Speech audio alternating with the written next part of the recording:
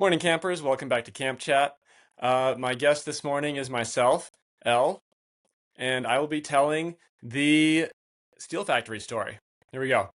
So I'm in Iraq. We're west of Baghdad, and I'm leading a platoon of motivated Marines. And we get a mission in the morning. We wake up, and we get a mission to go protect a steel factory, which is being looted. Well, actually, they didn't tell us it was being looted. They just said we need to go protect a steel factory, do security on it. So we're like, okay, what steel factory? We're in a residential, semi-residential, half residential, half rural area. A lot of canals. There's no industry to speak of. And they said, just go out there. They gave us a GPS coordinate. So we look at the GPS coordinate, and it's on a road that we've traveled 100 times, and we don't remember any kind of factory. We're like, okay, well, you tell us to march, we march. So we headed over there. It took us a few hours, get all our gear together, get the radios tuned, get fueled up, and we headed out. And we drove over there, and we pull up, and so we see the GPS coordinate maybe 100 meters away, and it's a site that we've seen 100 times. It's this cinder block wall enclosing an empty lot. There's a dirt empty lot. The cinder block wall has a lot of holes in it. It's in disrepair. There's no gate. The gate is long gone. And it's about the size of a football field. The rectangle about the size of the football field. We've never thought it's not important. But this time we see a huge crowd of people on the side of the cinder block rectangle closest to the road. Hundreds and hundreds of people. People of every size and description. Men, women, boys, girls, and dozens of donkey carts. That was kind of the standard sort of mode of transportation around there. Besides cars, if you wanted to actually move a significant amount of goods, you would use a donkey cart. And dozens of donkey carts. And we could tell they were doing something, and they're running in and out of the gaps in the cinder block wall. And we couldn't quite tell what was going on, but it was some sort of frenzy. And so we called back to base, and we're like, well, it's not a steel factory. It's an empty lot. But there are a lot of people here. And they said, yeah, sorry for the mistranslation. A local industry leader had a massive delivery of tons and tons of steel rebar, 20-foot long, standard length steel rebar segments. And he dropped them off here at this empty lot, and he asked us to come out and protect them because he's worried that people might steal them. It's just an empty lot. There's nothing overhead. And we're like, well, I think that the horse might have left the barn on that one. And they're like, well, do your best. So we drive up. It's about 20 of us in 4 Humvees. So we drive up a little bit closer, and then as we get closer, we can see that what these people are engaged in is furiously looting the steel factory.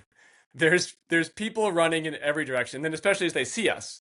So, and I can tell that the people trying to get this valuable steel rebar out of the empty lot, they have conflicting priorities as we approach. Number one, get away from there because there's Marines coming, and that's usually not good if you're up to illegal activity. Number two, get as much steel rebar as you possibly can. We saw whole families, they're 20 feet long. We saw whole families teaming up to carry this rebar. We saw one guy sprinting with a single piece of rebar on his shoulder, and the end of it was like wobbling 6 feet up and down, just like whoop, whoop, whoop, whoop. He's barely keeping it. Amazing balance, just sprinting full out down the road. And then their other priorities was getting their donkey carts out of the mass of carts that was just locked in gridlock. And they're trying to put these rebar on the donkey carts, which are about 6 feet, 6 feet by 4 feet, any way they can. Strap them sideways. If you put them side to side, now you're blocking the entire road with your rebar. If you put them end to end, you've got the front half over the donkeys, and the back half is still hanging out all wobbly. And they were trying to strap these things down. The rebar spilling everywhere. Pandemonium. And one of my men swears that he saw someone vault. There's canals. One side of the road had a canal. Swears that he saw one pole vault over a canal using a piece of steel rebar. I didn't see it myself. That's unconfirmed. So I gave my orders to try and secure this rebar, and I was like, all right, how about you spread out and we'll surround the crowd and try to just prevent as much leakage as possible. And they're just scattering in every direction, every possible direction. This rebar flooding everywhere. And there's only 20 of us. There's probably 500 people there. Uh, and I was like, well, here, I'll try and catch this squirter. There's this donkey cart headed off. So I was like, here, let's try and catch this guy. So I get back in the Humvee with my driver, and we head out after this donkey cart. And we pull up very slowly next to the donkey cart. He's trying his best. He's got like 20 pieces of rebar. They're flopping everywhere. One falls off as we're pulling up next to him. And he's trying his best to ignore us. He's just looking straight ahead, holding the reins, trying to hope that we'll drive past him or something. And my guys are yelling, pull over! Pull over the donkeys! So, and so he's just ignoring us. So we pull up and we get ahead of him a little bit and cut him off so the donkeys have nowhere to go. And he throws down the reins. He grabs one of the pieces of rebar, pulls it out from under the rope, and just starts sprinting down a side street like the same wobble guy that we saw before. And I was like, get that rebar! So we all start sprinting after him with our armor. So we're a little bit slower than him. But then he takes a left and he goes into a doorway. Just sprints full speed into this doorway with the rebar. He slots the rebar right into this door, which is wobbling everywhere. Amazing. Slots it right in there and sprints full in and disappears. We're maybe 30 seconds behind him. We run up and I'm like, get in there, get that rebar. And so we go in and they're like, they don't want to get like surprised. So we're clearing rooms carefully. We eventually find him in the bathroom. He's hiding in the bathroom and we bring him out and we're like, where's the rebar?